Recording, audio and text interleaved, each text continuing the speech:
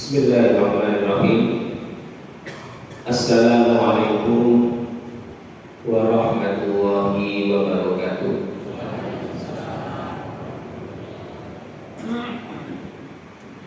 Alhamdulillah, alhamdulillahi rabbil alamin.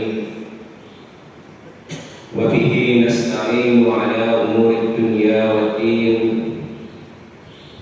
Wassalatu wassalamu ala asyrafil anbiya'i wal mursalin Nabiyyina Muhammadin wa ala alihi wa ashabihi ajma'in, amma ba'du. Qala Allah ta'ala fil Qur'anil Karim, a'udzu billahi minasy syaithanir rajim. Ya ayyuhalladzina amanu taqullaha haqqa tuqatih wa la tamutunna illa wa antum muslimun. Shadaqallahul azim. Subhanaka la ilma lana illa ma 'allamtana innaka antal alimul hakim. Allahumma inna nas'aluka 'ilman nafi'an wa rizqan thayyiban wa 'amalan mutaqabbalan. Allahumma anfa'na bima 'allamtana wa 'allimna ma yanfa'una warzuqna uluman tanfa'una fid din wad dunya wal akhirah. Allahumma inna nas'aluka husnal khatimah wa na'udzu bika min su'il khatimah. Amin ya rabbal alamin. Bapak Ibu jamaah kajian ba'da subuh Masjid At-Thayyibah yang semoga Allah rahmati dan Allah muliakan, pagi hari ini insyaallah kita akan membahas satu materi yang sangat penting yang berkaitan dengan masalah pembagian warisan dalam Islam. Kalau kita berbicara tentang pembagian waris dalam Islam, tentu tidak bisa dilepaskan dari satu ilmu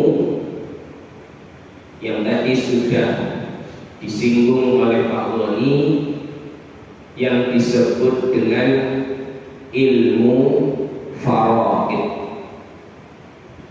Ini kalau ditulis dalam bahasa Arab, fa, ra, alif, hamzah, dha, faraid.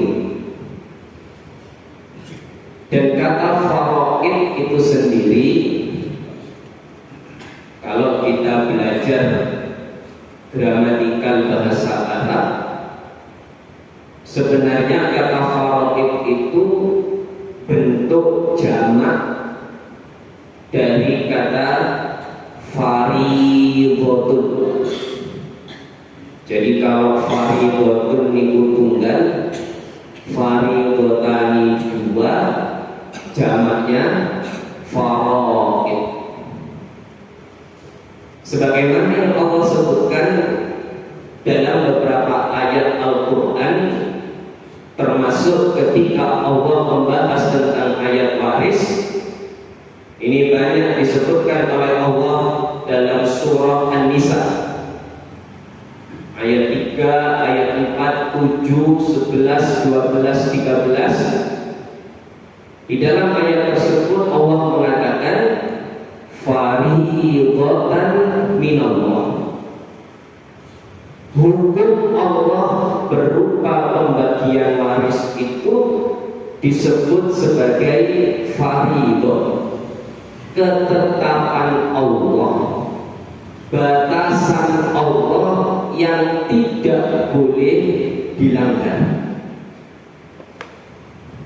Jadi ilmu faraid itu kalau secara bahasa berarti ilmu yang mempelajari tentang hukum Allah, ketetapan Allah yang berkaitan dengan masalah warisan. Berarti kalau ilmu faraid itu bagian dari hukum Allah, itu sebenarnya kedudukannya sama dengan hukum mengerjakan sholat, sama dengan hukum membayar zakat. Yang kalau ada seorang muslim yang meninggalkan hukum itu, dosa atau bukan? Dosa. Maka ini salah satu sebab kenapa faraid itu wajib untuk dipraktikkan. Para ulama sepakat, para jamaah sekalian, tidak ada satupun yang menyelisihi bahwa membagi waris dengan menggunakan ilmu faraid hukumnya adalah fardhu ain sebagaimana sholat. Fardhu ain itu apa? Wajib bagi setiap individu. Sehingga tadi kami sampaikan, kalau ada orang yang berani membagi warisan sakarepe dhewe, tidak menggunakan hukum Allah, tapi justru menggunakan hukum manusia, itu hukumnya sama dengan orang yang tidak mengerjakan sholat.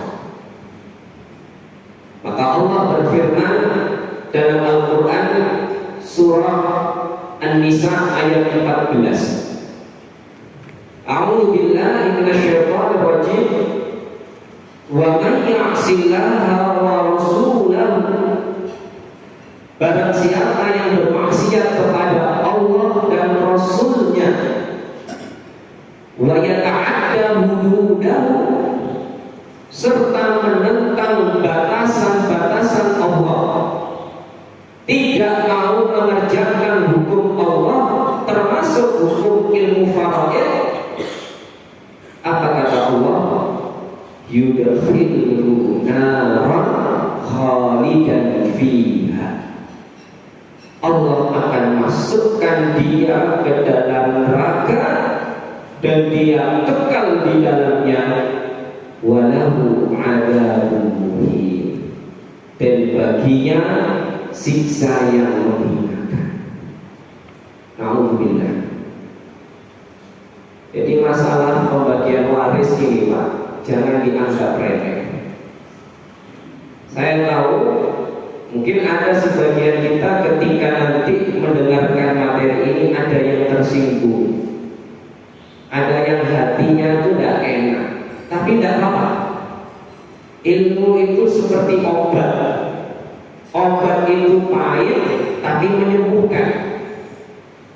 Sebagaimana panjenengan hari ini yang mungkin sudah terlanjur membagi warisan keluarganya tidak menggunakan hukum Allah, itu penyakit Pak. Dan itu harus disembuhkan. Panjenengan harus bertobat sebelum panjenengan berjumpa dengan Allah Subhanahu wa Ta'ala. Ini makna dari faraid yang pertama. Dia merupakan jamak dari kata faridah yang artinya ketetapan dari Allah. Kemudian makna secara bahasa yang kedua, faraid itu Pak, masih satu akar kata dengan kata fardhu yang artinya wajib. Maka tadi sudah kami sampaikan, semua ulama sepakat hukum membagi warisan dengan ilmu faraid wajib. Tapi hukum mempelajari ilmu faraid fardhu kifayah. Dados warga maupun masyarakat dan saimbang niki, lek sampun wonten setunggal sing mempelajari faraid, faham tentang faraid, maka itu sudah menggugurkan kewajiban yang lain.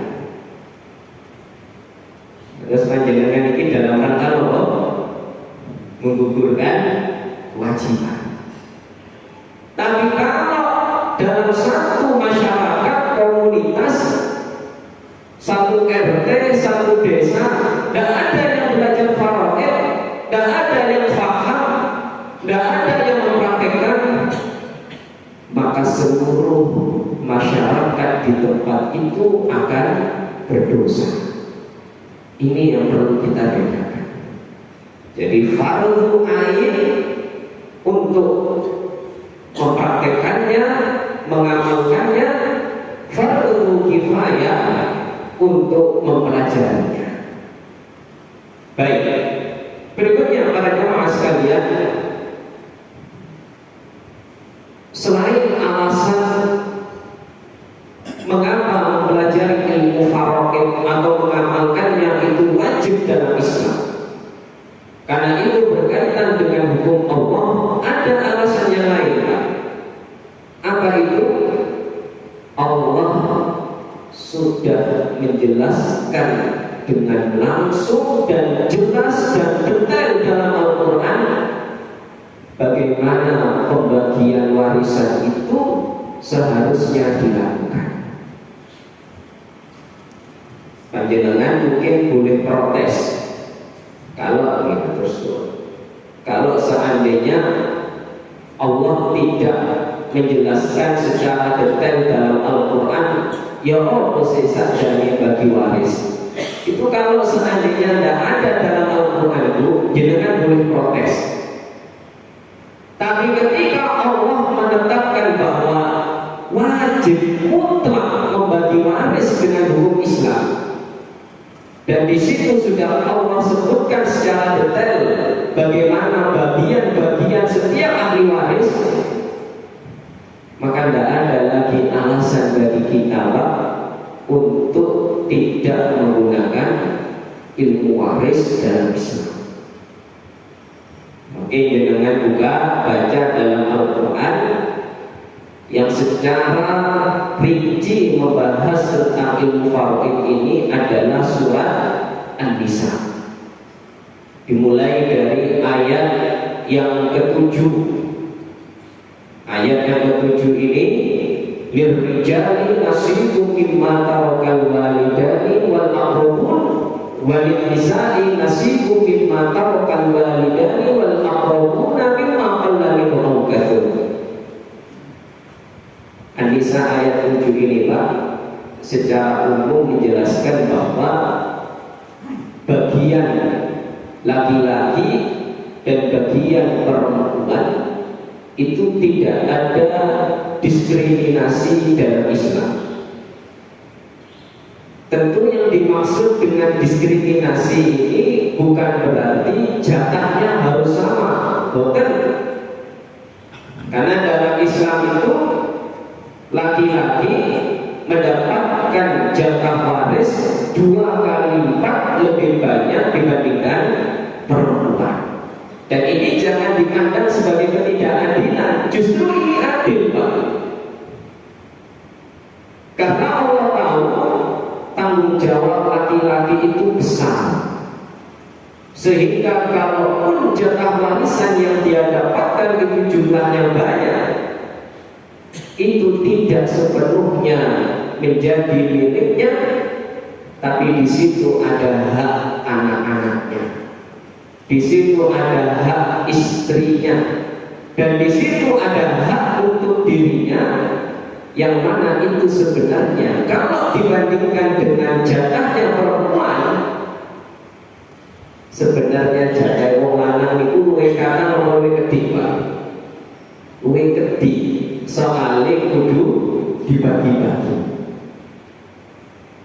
Akan tetapi seorang wanita walaupun jatahnya itu cuma 1, itu murni punya jenengan Bu. Jenengan nek angsal warisan saking orang tua, saking kerabat, tidak ada kewajiban bagi panjenengan membagikan harta warisan itu kepada suami dan anak. Jenengan pek dhewe niku boten napa-napa. Karena kalau kita lihat beberapa tradisi di masyarakat kita sebagian masyarakat ketika ada salah satu anggota keluarganya itu meninggal, warisan itu langsung dikuasai oleh istrinya. Ngerti ibu? Jadi selagi istrinya itu masih hidup, anak-anak ini boten wani ngambiletaken masalah warisan. Sungkan kali itu. Bahkan khawatir kalau menanyakan harta waris kepada ibunya, dianggap si anak itu mengharapkan ibunya cepat mati. Wonten kan? Jadi wonten wong wedok itu nek ditanggapi warisan itu langsung sensitif. Oh, berarti awakmu bunga aku cepat mati ya. Ya padahal tidak seperti itu. Justru dalam masalah warisan itu, mohon maaf, ibu kalau punya suami meninggal, ibu punya anak laki-laki, jatah anak laki-laki panjenengan itu lebih besar dibandingkan jatah warisan panjenengan. Ini jenengan garis bawah. Jadi kalau pasangan kita meninggal, itu bukan berarti kemudian harta itu milik kita semuanya dengan alasan oh ini harta belum ini harta bersama morten. Ketetapan Allah tidak seperti itu. Kalau ada orang tua yang meninggal, di situ ada anak-anak yang berhak mendapatkan warisan dari orang tuanya karena dia akan melanjutkan estafet perjuangan orang tuanya. Ini di sebagian wilayah. Mereka ini kata nama betul, betul ya. Jadi warisan itu di PKB kali sing wedok. Ada juga Pak, sebagian masyarakat itu memahami kalau ada orang itu meninggal dunia, maka harta warisan itu semuanya akan menjadi milik saudaranya. Ada sebujune anak-anaknya itu mboten angsal warisan. Dan itu terjadi Pak. Bahkan pernah terjadi pada zaman Rasulullah itu ada seorang sahabat yang mengadu, ya Rasulullah, namanya Sa'ad bin Sa'ad, ya Rasulullah, ayahku meninggal dunia. Tapi begitu meninggal, barang-barang ini pun telas, pun dipunduti sedanten kali panani. Maka kemudian Nabi SAW memanggil pamannya Sa'ad. Lalu beliau melakukan tabayun, wahai fulan, apa benar kamu mengambil semua harta milik almarhum? Iya Rasulullah. Kenapa engkau melakukan itu? Kata fulan, lo kan dulu. Maka kemudian kata Nabi SAW, kamu tidak lebih berhak dibandingkan anak ini. Karena dalam ilmu faraid itu Pak, paman itu tidak mendapatkan warisan alias terhalangi kalau masih ada anak laki-laki yang hidup. Terus wong lanang itu sakti Pak, saged menghalangi. Tapi kalau perempuan hanya mengurangi jatah ahli waris yang lainnya. Ini yang membedakan. Dan perlu jenengan catat Pak, ada 5 pihak yang pasti mendapatkan warisan. Yang pertama, pasangan. Jadi kalau laki-laki meninggal, istrinya. Perempuan meninggal, suaminya. Yang kedua, anak laki-laki. Yang ketiga, anak perempuan. Yang keempat, ayah. Dan yang kelima, ibu. Ini 5 pihak yang tidak mungkin terhalangi dan pasti mendapatkan warisan. Jadi kalau kita mendapati ada orang yang meninggal Pak, kemudian kita diminta untuk mengatur pembagian warisan, jenengan cari dulu 5 orang ini. Bojone tasih urip apa mboten? Enggak ada anak apa mboten? Orang tuanya masih hidup apa mboten? Nah, ini harus dipastikan. Karena kalau 5 orang ini masih hidup, maka yang namanya saudaranya mayit tidak dapat, atau pamannya mayit tidak dapat, atau kakeknya mayit tidak dapat, dan cucunya mayit juga tidak dapat. Inilah 5 pihak yang terdekat dari almarhum yang pasti mendapatkan warisan. Baik. Berikutnya para jamaah sekalian, ada satu hadis Nabi SAW yang diriwayatkan oleh Ibnu Majah, Ad-Darqutni dan Al-Hakim. Beliau mengatakan, ta'allamul fara'idha wa 'allimuha. Pelajarilah ilmu faraid dan ajarkanlah kepada orang lain. Berarti ilmu faraid ini mendapatkan perhatian khusus Pak dari Rasulullah. Maka tidak salah kalau takmir itu kemudian ingin jamaahnya itu faham ilmu faraid, karena memang ini perintah Nabi. Beda loh Pak dengan ilmu-ilmu yang lain. Ilmu yang lain mungkin tidak ada perintah secara khusus, yang ada perintah secara umum. Talabul ilmi faridatun ala kulli muslim. Tapi ketika Nabi berbicara tentang ilmu faraid, Nabi secara spesifik mengatakan ta'allamul faraid. Wahai orang Islam, belajarlah ilmu faraid. Faham atau boten faham itu urusan beliau.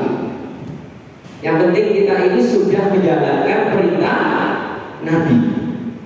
Wa 'allimuha. Kalau kamu sudah paham, ajarkan kepada orang lain. Mengapa ada perintah mengajarkan kepada orang lain? Nabi SAW mendikan, fa innahu nisful ilmi. Ilmu faraid itu Pak, kata Nabi, diibaratkan separuhnya ilmu.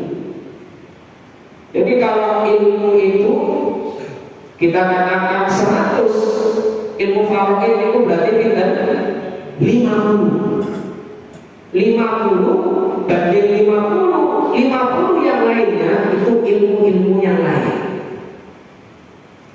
Berarti faraid ini fadilahnya besar atau tidak? Sangat besar.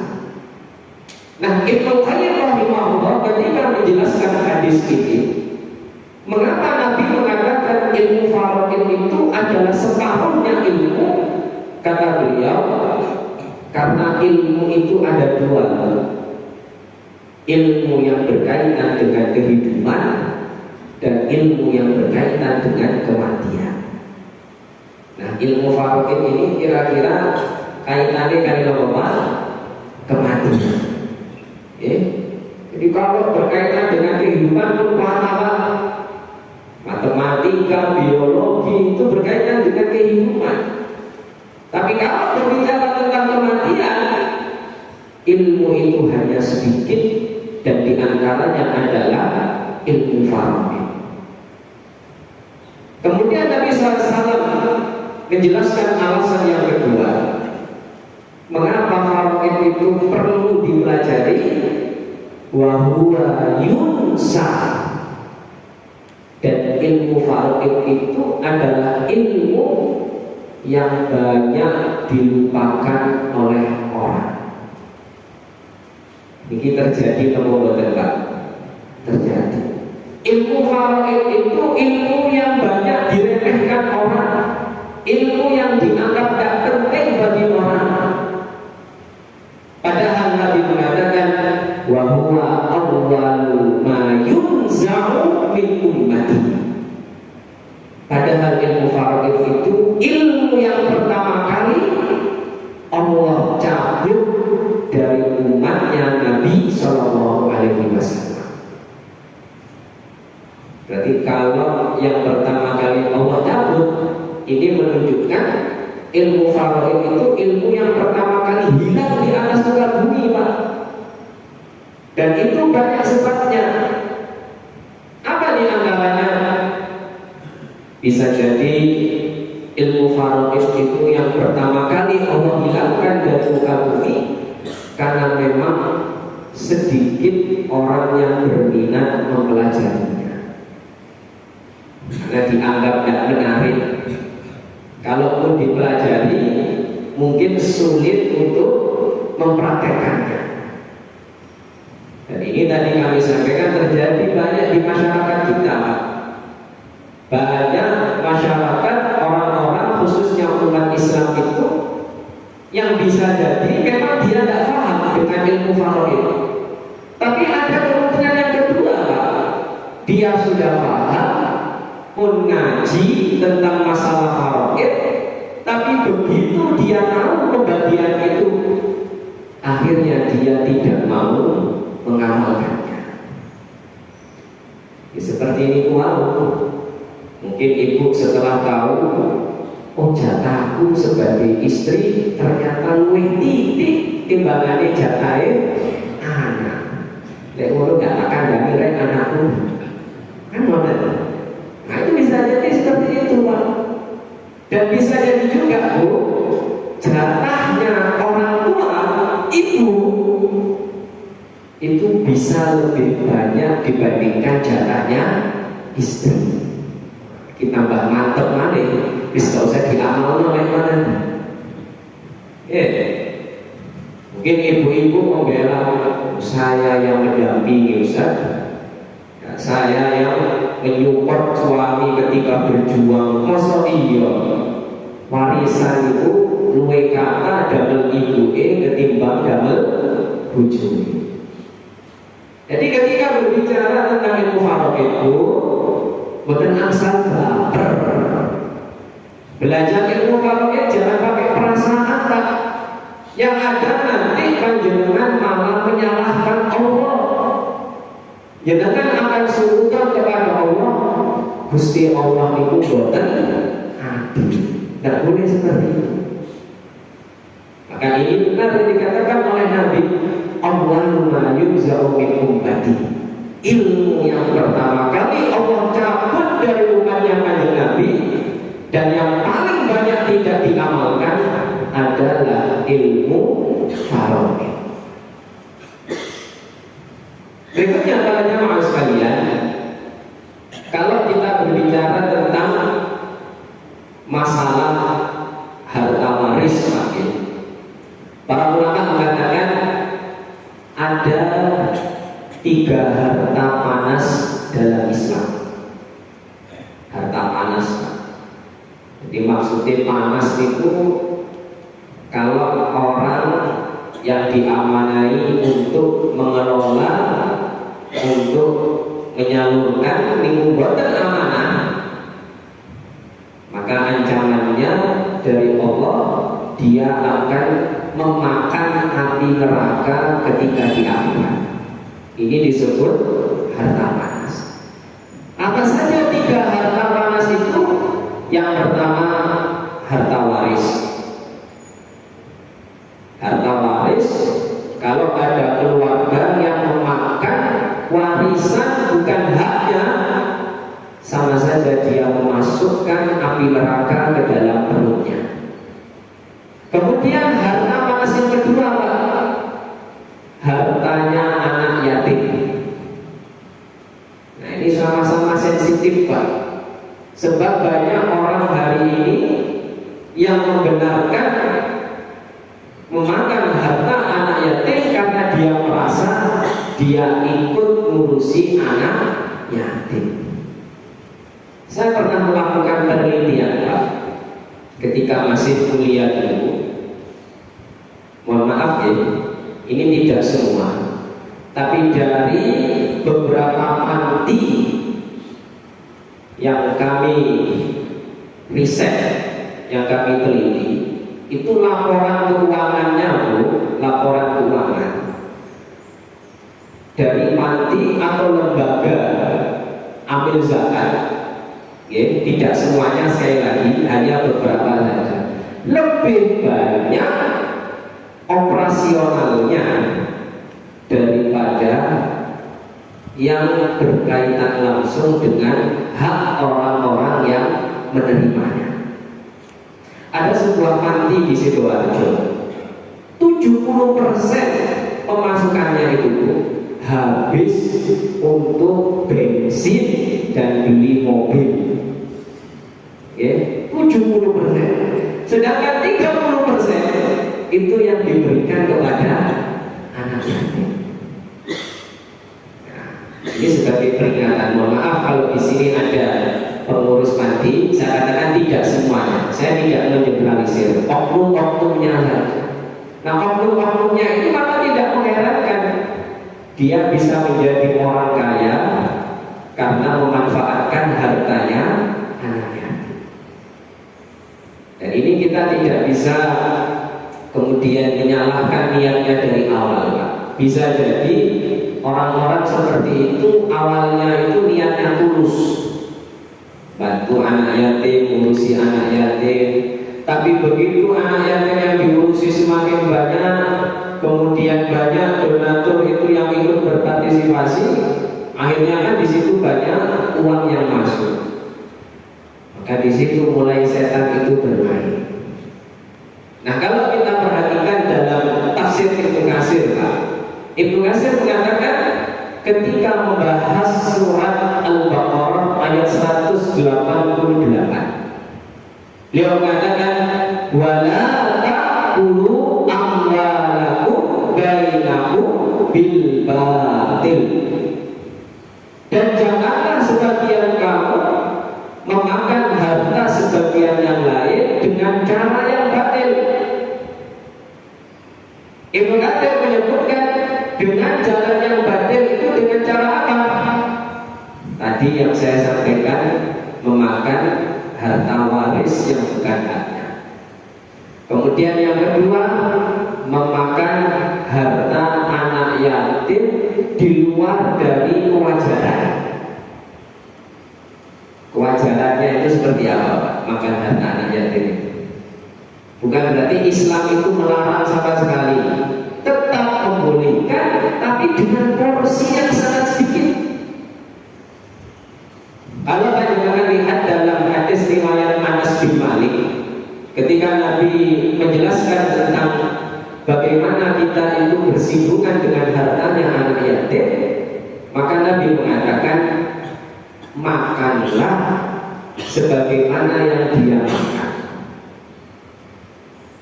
gunakan pakaian sebagaimana yang dia gunakan. Sudah, hanya itu saja, Pak. Jadi jangankan sebagai orang yang mengurusi hartanya anak yatim hanya boleh mengambil hak sedikit saja, ikut makan bareng, betul-betul.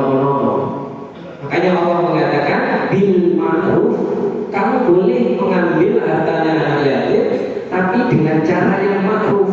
Ya, ma'ruf itu tadi, Bu. Jadi kalau makan, ikut bareng-bareng makan. Jangan sampai kemudian THR anak yatim jenengan damel tumbas sepeda motor, jenengan damel tumbas mobil. Ini yang tidak boleh, ini tidak ma'ruf. Baik, kemudian yang ketiga, memakan harta dengan cara yang batil itu apa? Memakan hartanya umat. Korupsi MBG, betul ya? Nama korupsi kali apa? Pokoknya semua korupsi itu termasuk memakan harta orang lain dengan cara yang batil. Maka di dalam ayat yang lain atau di dalam beberapa hadis Nabi SAW, beliau mengatakan, riwayat Al-Hakim wa tadharul fitanu hatta yahtalifal isnani fil faridah. Ini masih berkaitan dengan kelangkaan ilmu waris itu. Nabi mengatakan sampai-sampai di akhir zaman itu ada dua orang yang berseteru dalam masalah warisan, la yajidani man yaqdi biha, tapi tidak ada satupun orang yang sanggup menyelesaikannya dengan menggunakan ilmu faraid. Terus ini jenengan perlu nasihatkan Pak kepada anak-anak. Mungkin kalau di pesantren sudah belajar ilmu faraid. Seingat saya dulu kelas 3 SMP Pak, 3 SMP itu pun belajar ilmu faraid. Bahkan kalau nilai faraidnya itu di bawah rata-rata, di bawah 4, itu bukan naik kelas. Jadi ada beberapa sekolah bapak pesantren itu menjadikan ilmu faraid itu sebagai standar kenaikan kelas. Sanes matematika, sanes bahasa Indonesia, tapi ilmu faraid. Dan ini juga pernah terjadi pada zaman Rasulullah. Bagaimana orang yang memahami ilmu faraid itu dimuliakan dalam Islam. Contoh dulu pada zaman Khalifah Umar bin Khattab radhiyallahu anhu, ketika beliau menunaikan ibadah haji, beliau berjumpa dengan gubernur Mekah namanya Nafi bin Al-Harith. Kemudian Nabi SAW,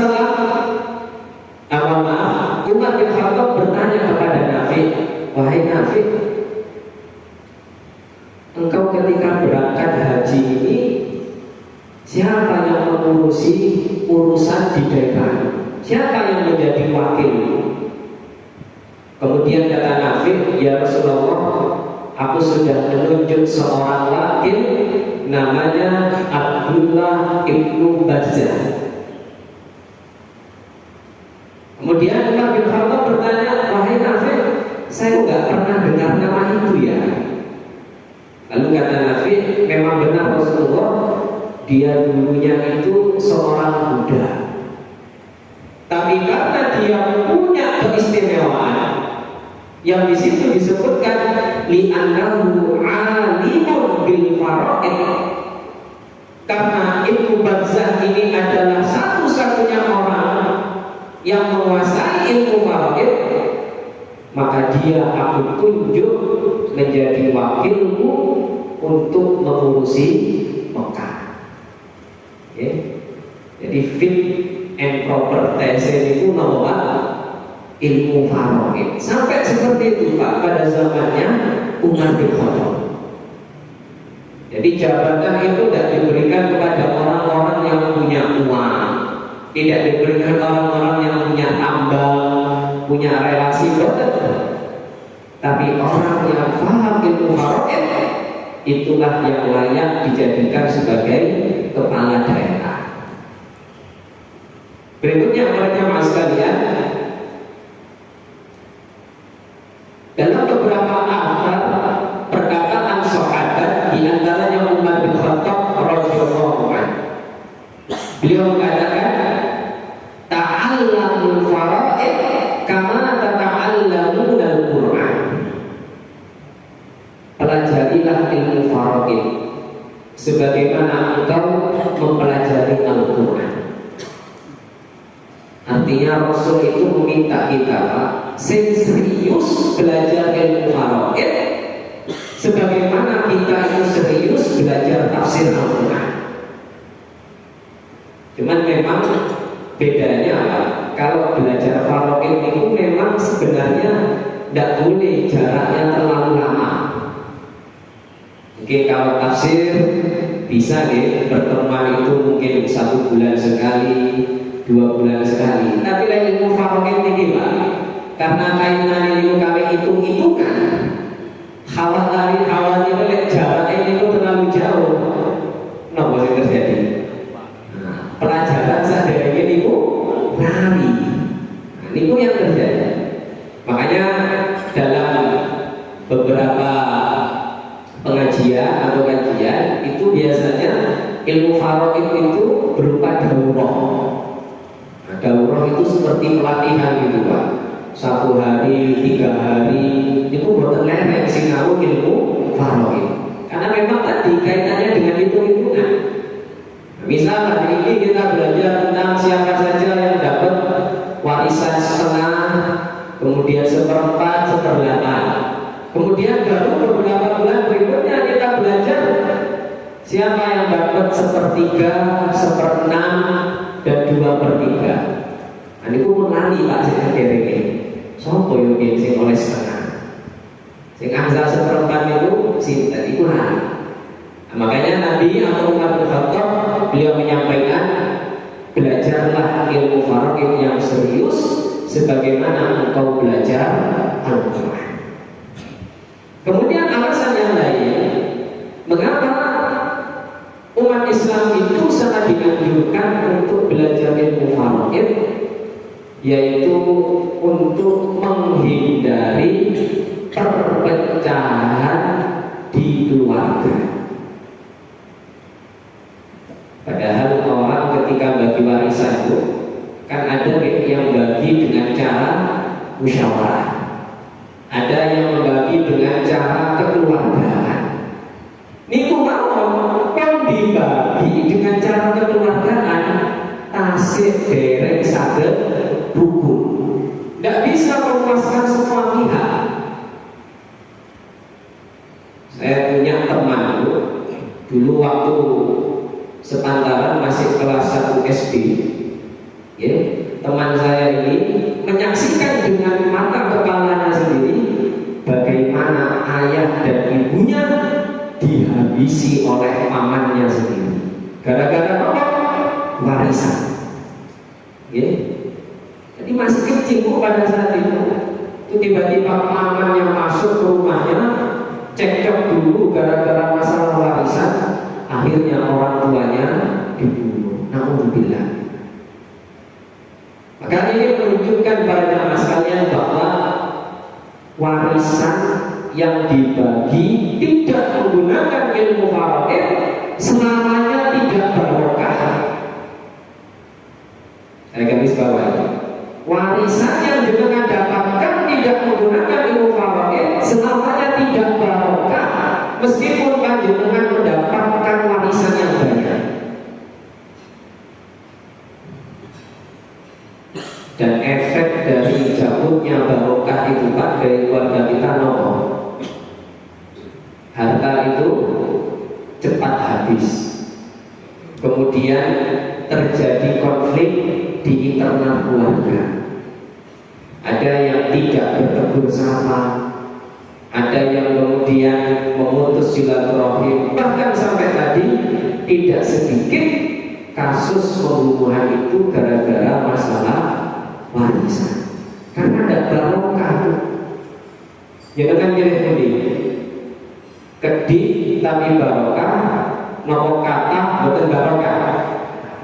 Tidak ada pilihan ketiga. Akeh tapi barokah. Yang penting itu barokahnya. Karena Allah mengatakan ala la'natullahi 'alal zalimin. Laknat Allah itu akan Allah turunkan bagi orang-orang yang zalim. Ibnu Katsir menafsirkan apa itu laknat Allah? Laknat Allah di dunia artinya dicabutnya keberkahan dari harta dan keluarga. Sedangkan laknat di akhirat yaitu berupa siksa di neraka. Na'udzubillah. Jadi tiang sing warisan itu tidak dibagi dengan faraid itu uripe boten tenang. Beda dengan orang-orang yang walaupun warisannya hanya sedikit tapi itu menggunakan hukum Allah, insya Allah warisan itu berkah, bisa digunakan menyekolahkan anaknya, bisa digunakan untuk menghidupi keluarganya. Makanya mungkin kita berpikir hari ini Pak, wis gak apa-apa, wis kadu. Betul kan istilah kadung. Dalam Islam, kalau dosa itu sudah terlanjur dilakukan, yang pertama segera tobat dulu Pak kepada Allah. Kemudian yang kedua, dimusyawarahkan kembali. Ya Allah sih, sakjane pembagian waris itu sesuai hukum Allah. Ya. Maka tidak boleh kemudian jenengan pun kadung pripun mari. Pun kadung melebet potong, pun kadung bangun cicilan. Betul-betul Islam boleh kadung. Segera coba. Kemudian warisan itu coba dibagikan, dihitung kembali dengan ilmu faraid. Tidak ada kata terlambat. Ya, tidak ada kata terlambat untuk bertobat. Maka ini masih banyak Pak sebab-sebab harus belajar ilmu faraid. Sebagai penutup, penting bagi kita ini para jemaah sekalian untuk mempelajari ilmu faraid. Karena nanti ke depan itu bisa jadi anak-anak kita itu paham ilmu faraid. Mungkin generasi pertama adem ayem mawon, tidak ada masalah. Soalnya betul-betul sing paham masalah faraid. Tapi bisa jadi generasi kedua, generasi ketiga yang mereka itu ngaji di pondok, belajar di pesantren, karena paham tentang pembagian menggunakan ilmu faraid, akhirnya dia mempermasalahkan pembagian itu yang sudah dilakukan oleh orang-orang tuanya. Baik, Bapak Ibu yang dirahmati Allah, sebelum kita tutup, tadi disampaikan barangkali ada yang ingin kita diskusikan, monggo.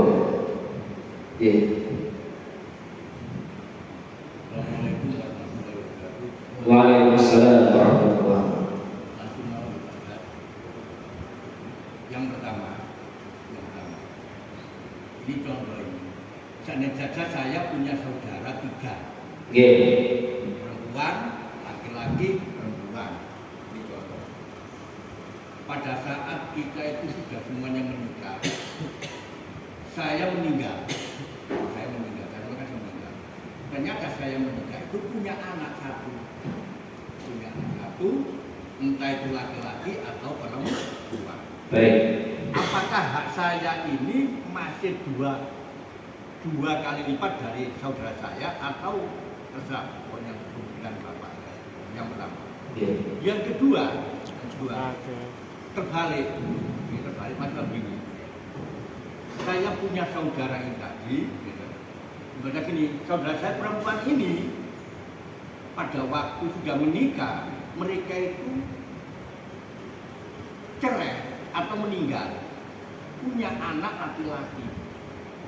Apakah mereka juga masih memiliki hak anak tersebut atau anak tersebut memiliki hak waris atau tidak? Baik. Sudah dibaca teman-teman. Ya, terima kasih. Yang pertama, ini ada studi kasus. Jadi ahli warisnya ada 3, betul ya? 2 anak perempuan dan 1 anak laki-laki. Kalau dalam satu kasus di situ ada anak laki-laki dan ada anak perempuan, maka anak laki-lakinya mendapatkan jatah asobah bin nafsi. Karena memang namanya asobah Pak. Kita ini laki-laki Pak, itu jatahnya asobah. Asobah itu bahasa mudahnya sisa. Nah, sisa itu kan ada 3 kemungkinan. Saged angsal paling kakak, saged angsal sisai, saged boten angsal. Tapi jarang Pak, orang itu boten angsal, mesti angsal. Apalagi anak laki-laki. Nah ini saya sebutkan dulu Pak istilahnya, namanya asobah bin nafsi. Sedangkan anak perempuan tadi disebut dengan asobah bil ghair. Dia menjadi asobah dikarenakan ada saudaranya. Karena anak perempuan itu jatahnya ada 2. Dia bisa mendapatkan setengah dari harta orang tuanya. Kapan? Kalau anak perempuan itu anak tunggal, dia anak tunggal dan dia tidak punya saudara laki-laki dan punya saudara perempuan, dan di situ mayit sudah tidak punya ayah. Jadi kakek itu pun meninggal, maka dia jatahnya setengah. Kalau anak perempuan itu 2 orang dan tidak punya saudara laki-laki, maka jatahnya adalah 2/3. Kalau anak perempuan tadi punya saudara laki-laki, maka jatahnya menjadi asobah bil ghair. Maka berlakulah hukum Allah lidzakari mislu haddil unsayain. Perbandingannya adalah 2 untuk 1 anak laki-laki dan 1 untuk 2 anak perempuan.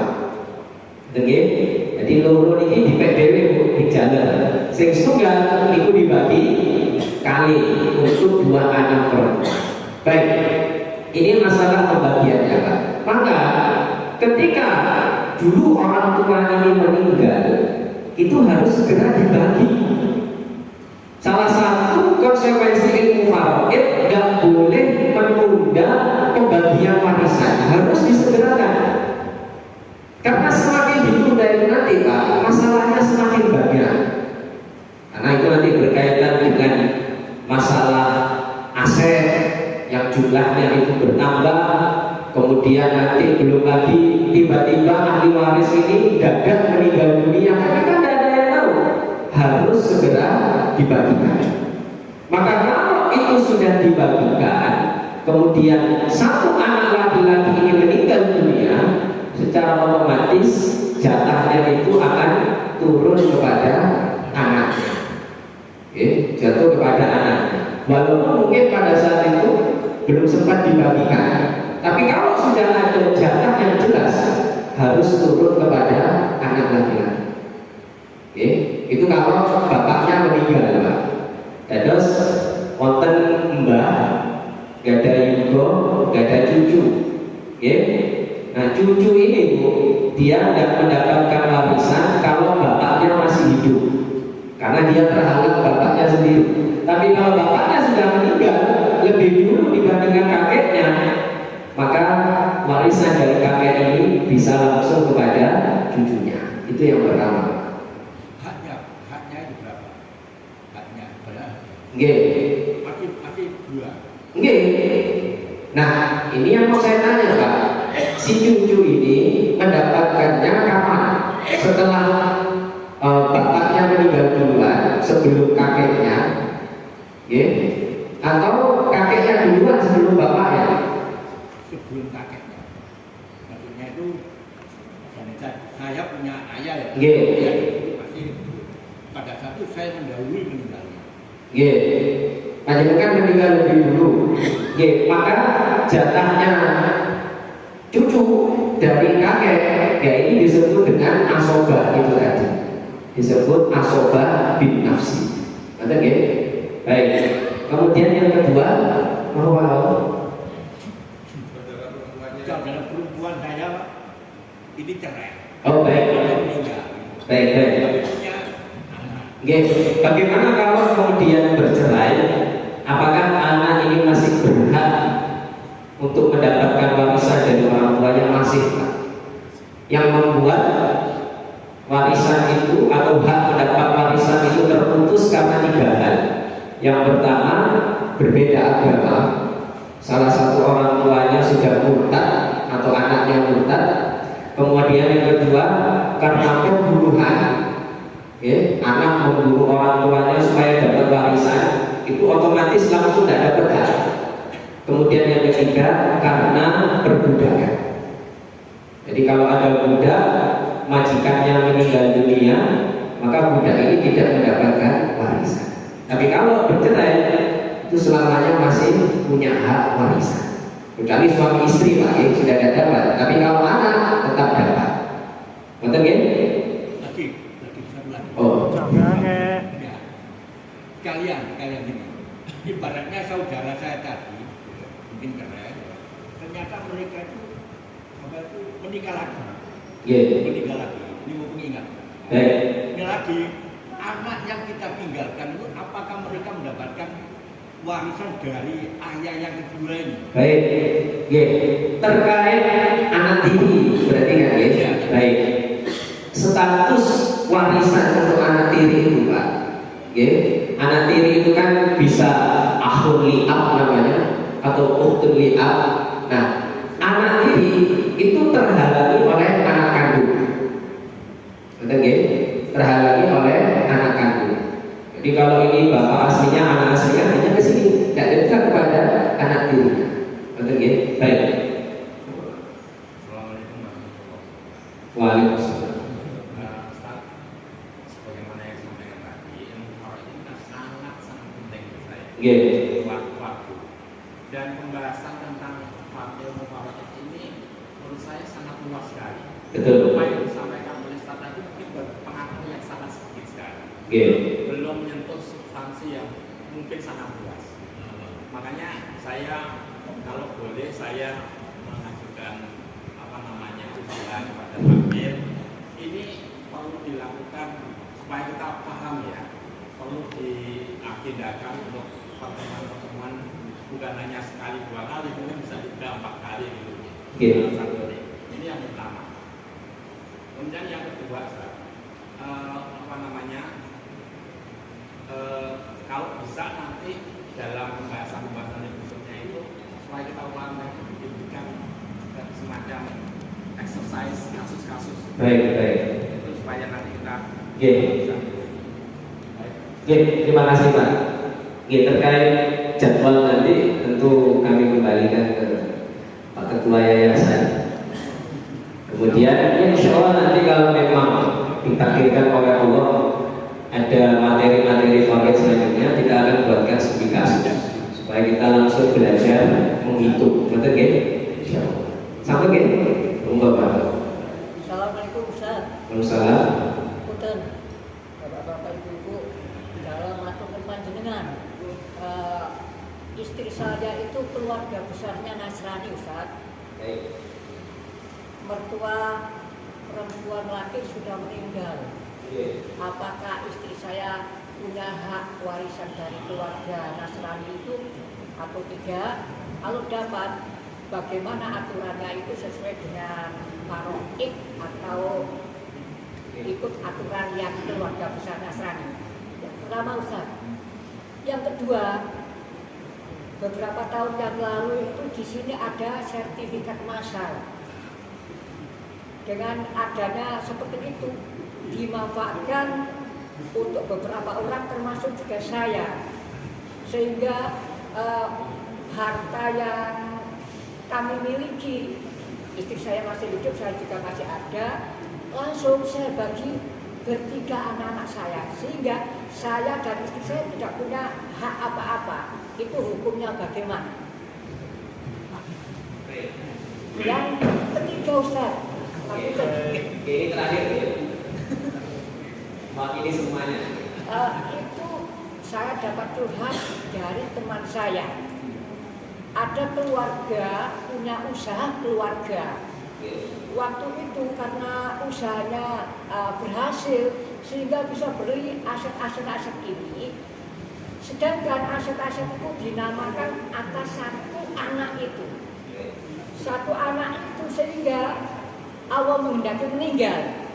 Dan tokoh-tokoh keluarganya itu juga meninggal, sehingga kedua belah pihak itu curhat kepada saya. Yang dari keluarga yang meninggal itu juga diam karena sudah atas nama orang tuanya, sedangkan yang tidak punya hak atas nama aset-aset itu nggak berani untuk tanya di keluarga yang meninggal itu. Sehingga terjadi keretakan antara keluarga si A dan si B. Itu keduanya curhat saya. Saya harusnya bagaimana Ustaz? Terima kasih. Terima kasih. Yang pertama tadi terkait masalah perbedaan agama dari keluarga istri panjenengan.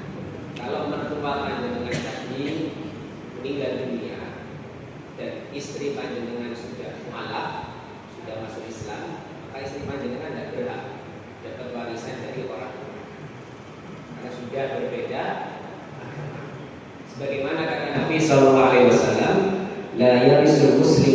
kafira wal kafiru muslimah. Muslim tidak bisa mewarisi orang kafir sebagaimana sebaliknya. Oke. Kemudian yang kedua, yang tadi yang dengan sampaikan membagikan sertifikat kepada anak-anak. Itu bukan warisan, itu disebut dengan hibah. Dan sedikit kami singgung, walaupun masalah hibah itu nanti panjang, perlu sesi khusus. Dalam masalah hibah tidak ada aturan laki-laki dapat berapa, perempuan dapat berapa. Bahkan dulu ada seorang sahabat namanya Nu'man bin Bashir datang kepada Nabi, ya Rasulullah, ayahku ingin menghibahkan sesuatu kepadaku, tolong engkau yang menjadi saksinya. Jadi hibah itu harus ada saksinya. Kemudian ketika Nabi datang, Nabi tanya kepada bapaknya Nu'man, wahai bapaknya Nu'man, engkau punya anak lain selain Nu'man ini? Punya ya Rasulullah. Kemudian Nabi mengatakan, sawi bainahum, samakan hibah di antara mereka. Jadi makna sama di sini tidak harus sama nominalnya, bahkan boleh anak perempuan itu dapat hibah lebih banyak dibandingkan anak laki-laki. Nah, ini mungkin bisa nanti menjadi solusi ketika anak perempuan warisannya lebih sedikit. Nah, kemudian yang kedua, makna samakan di sini, kalau satu anak dapat hibah, semuanya harus dapat hibah. Walaupun tadi saya tekankan nominal tidak harus sama, menyesuaikan kebutuhannya masing-masing. Itu namanya hibah. Dan kalau kita hidup di negara hukum, maka hibah itu harus segera dibalik namakan. Kalau tidak demikian nanti bakal menjadi polemik. Bakal urusannya panjang. Ada yang mengklaim saya dapat hibah ini, saya dapat hibah ini. Nah, itu kan banyak, Pak.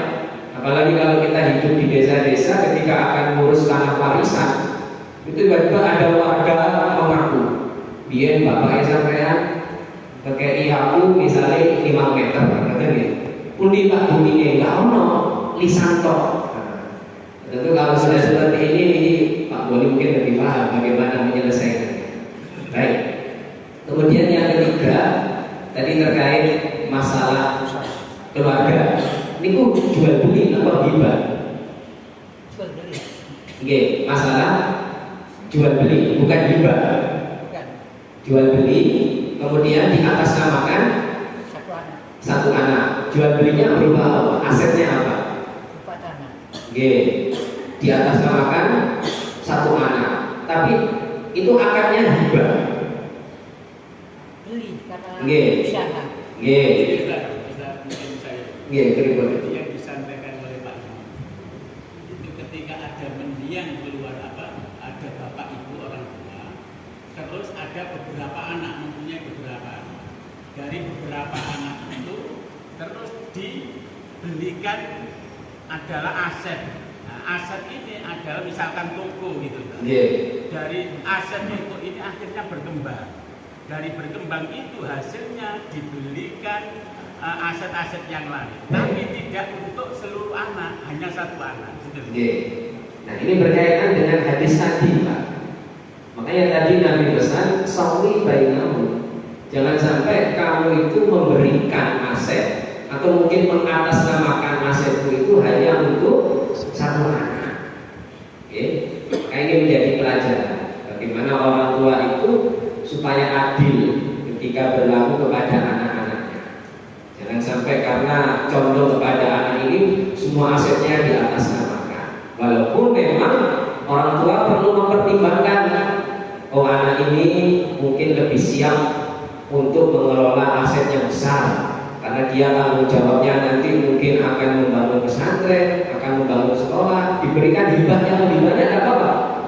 Kemudian orang tua melihat, oh anak ini potensi mungkin produk betik model gitu. Nah, ini kira diparingi hibah kata, khawatirnya double maksiat. Nah, ini menjadi salah satu pertimbangan orang tua memberikan hibah. Ini menjadi pelajaran untuk hibah itu jangan di atas namakan satu orang saja. Baik, kita tutup dengan hamdalah, alhamdulillahirabbil alamin, subhanallahumma wa bihamdika, asyhadu an la ilaha illa anta, astaghfiruka wa atubu ilaik. Kurang lebihnya mohon maaf. Barakallahu fikum. Wassalamualaikum warahmatullahi wabarakatuh.